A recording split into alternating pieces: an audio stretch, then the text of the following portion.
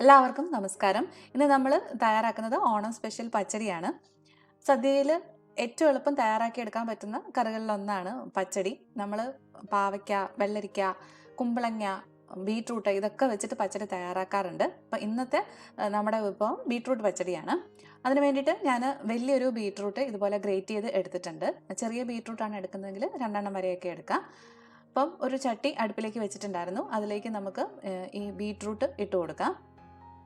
ഇതിലേക്ക് നമുക്ക് 2 പച്ചമുളക്, കുറച്ച് കറിവേപ്പില, ആവശ്യത്തിനുള്ള ഉപ്പ് ഇത്രയും കൂടെ ചേർത്തിട്ട് ഒരല്പം വെള്ളം കൂടെ ഒഴിച്ച് മൂടി വെച്ച് വേവിച്ചെടുക്കുകയാണ് ചെയ്യേണ്ടത്. അപ്പം ലോ ടു മീഡിയം ഫ്ലെയിമിൽ ഇട്ടിട്ട് വേവിച്ചെടുത്താൽ മതി. വെള്ളം ചേർക്കുമ്പോൾ ഒരുപാട് വെള്ളം ചേർക്കേണ്ട ആവശ്യമില്ല. ഈ ബീട്രൂട്ടിൽ നിന്നും കുറച്ച് ഒരല്പം വെള്ളം ഇറങ്ങും. അപ്പം അതിനാവശ്യമായിട്ടുള്ളൊരു 2-3 ടേബിൾ സ്പൂൺ വെള്ളം മാത്രം ഒഴിച്ചു കൊടുത്താൽ മതി. അതിനുശേഷം തീ കുറച്ച് വെച്ച് നമുക്ക് മൂടി വെച്ച് ഇതൊന്ന് വേവിച്ചെടുക്കാം. അപ്പോൾ ഇത് വെന്ത് വരുന്ന സമയം കൊണ്ട് നമുക്ക് ഈ പച്ചടിക്ക് വേണ്ടിയിട്ടുള്ള അരപ്പും കൂടെ റെഡിയാക്കി എടുക്കണം. അപ്പോൾ ഞാനിവിടെ അരമുറി തേങ്ങ എടുത്തിട്ടുണ്ട്.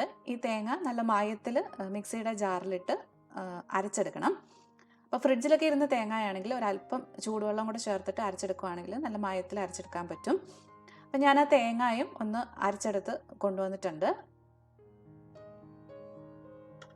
ഇനി നമുക്ക് കുറച്ച് ചേരുവകളൊന്ന് ചതച്ചെടുക്കണം. അപ്പം ഞാനിവിടെ എടുത്തിരിക്കുന്നത് 1/2 ടീസ്പൂൺ കടുക്, 1/2 ടീസ്പൂൺ ചെറിയ ജീരകം, ഒരു ചെറിയ കഷ്ണം ഇഞ്ചി.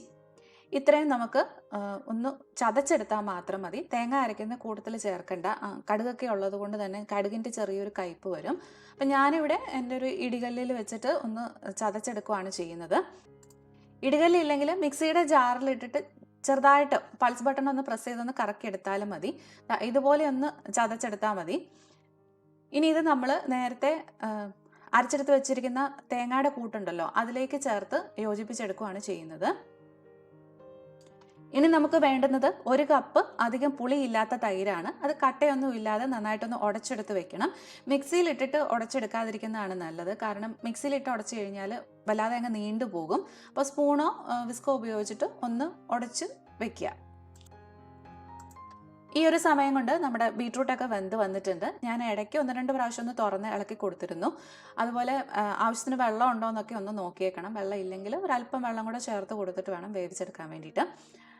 അപ്പം ഇതിലേക്ക് നമുക്കിനി നേരത്തെ അരച്ച് വെച്ചിരിക്കുന്ന തേങ്ങയുടെ കൂട്ടുണ്ടല്ലോ, നമ്മൾ കടുകൊക്കെ ചേർത്ത് വെച്ചിരിക്കുന്ന തേങ്ങയുടെ കൂട്ട്, അതും കൂടെ ചേർത്ത് നന്നായിട്ടൊന്ന് യോജിപ്പിച്ചെടുക്കുക. അതിനുശേഷം ഒരു 30 സെക്കൻഡ് മുതൽ 1 മിനിറ്റ് വരെ ഒന്ന് മൂടി വെച്ച് ഈ തേങ്ങയിലേക്ക് ഒന്ന് ആവി കയറ്റിയെടുക്കാം. അതായത് തേങ്ങയൊക്കെ ഒന്ന് ചൂടായി കിട്ടിയാൽ മാത്രം മതി. തീ കുറച്ച് വെച്ചതിന് ശേഷം വേണം തേങ്ങയൊക്കെ ചേർത്ത് കൊടുക്കാൻ കേട്ടോ. അപ്പോൾ മൂടി തുറന്നിട്ട് നമുക്കിതിലേക്ക് ഉടച്ചു വെച്ചിരിക്കുന്ന തൈരും കൂടെ ചേർത്ത് കൊടുക്കാം. അപ്പോൾ തൈര് ചേർത്ത് നന്നായിട്ടൊന്ന് മിക്സ് ചെയ്തതിന് ശേഷം ഉടനെ തന്നെ നമുക്ക് തീ ഓഫ് ചെയ്യണം. തൈര് ചേർത്ത് കൊടുത്തിട്ട് പിന്നെ ഒരുപാടങ്ങ് ചൂടാക്കുകയോ അല്ലെങ്കിൽ തിളപ്പിക്കുകയോ ഒന്നും ചെയ്യരുത്. അപ്പം നന്നായിട്ട് മിക്സ് ചെയ്ത് കൊടുക്കുക. അതിനുശേഷം ആവശ്യത്തിന് ഉപ്പുണ്ടോ എന്നൊക്കെ നോക്കിയിട്ട് വേണമെങ്കിൽ കൂടുതൽ ചേർത്ത് കൊടുക്കുക. എന്നിട്ട് തീ ഓഫ് ചെയ്യാം.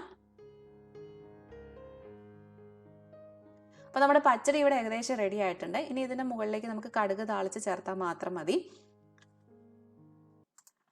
അതിന് വേണ്ടിയിട്ട് ഒരു പാൻ അടുപ്പിലേക്ക് വെച്ച് കൊടുത്തിട്ടുണ്ട്. ഇതിലേക്ക് നമുക്ക് ആവശ്യത്തിനുള്ള എണ്ണ ഒഴിക്കാം. എണ്ണ ചൂടായിട്ട് വരുമ്പോഴത്തേക്കും 1/4 മുതൽ 1/2 ടീസ്പൂൺ വരെ കടുകും കൂടെ ചേർത്ത് പൊട്ടിക്കുക. പിന്നെ ഇതിലേക്ക് നമ്മളൊരു 2 വറ്റൽമുളകും കൂടെ ചേർത്ത് ഒന്ന് മൂപ്പിച്ച് കൊടുത്തതിന് ശേഷം നമുക്കിത് നമ്മുടെ പച്ചടിയുടെ മുകളിലേക്ക് ഒഴിച്ചു കൊടുക്കാം. പിന്നെ ചിലർ കടുക് പൊട്ടിക്കുന്ന കൂട്ടത്തിൽ 1 സ്പൂൺ തേങ്ങായും കൂടെ ചേർത്ത് ചെറുതായിട്ടൊന്ന് വറുത്തെടുത്തിട്ടാണ് ഈ പച്ചടിയുടെ മേലെ ഒഴിച്ചു കൊടുക്കുന്നത്. അപ്പം അങ്ങനെയും വേണമെങ്കിൽ നമുക്ക് ട്രൈ ചെയ്യാം. ഞാനിപ്പോൾ ഇവിടെ സാധാരണ പച്ചടി തയ്യാറാക്കുന്ന പോലെ തന്നെയാണ് ചെയ്തിരിക്കുന്നത്. അപ്പോൾ നിങ്ങൾ ഈ റെസിപ്പി ട്രൈ ചെയ്ത് നോക്കിയിട്ട് ഇഷ്ടമായെങ്കിൽ ഒന്ന് ഷെയർ ചെയ്യണേ. അതുപോലെ തന്നെ നിങ്ങളുടെ അഭിപ്രായങ്ങൾ എന്നെ അറിയിക്കണം. സബ്സ്ക്രൈബ് ചെയ്യാതെയാണ് കാണുന്നതെങ്കിൽ ഒന്ന് സബ്സ്ക്രൈബ് ചെയ്യുകയും കൂടെ ചെയ്യണേ. അപ്പം വീണ്ടും നമുക്ക് വേറൊരു റെസിപ്പി ആയിട്ട് കാണാം. അതുവരെ ബൈ ബൈ, ടേക്ക് കെയർ.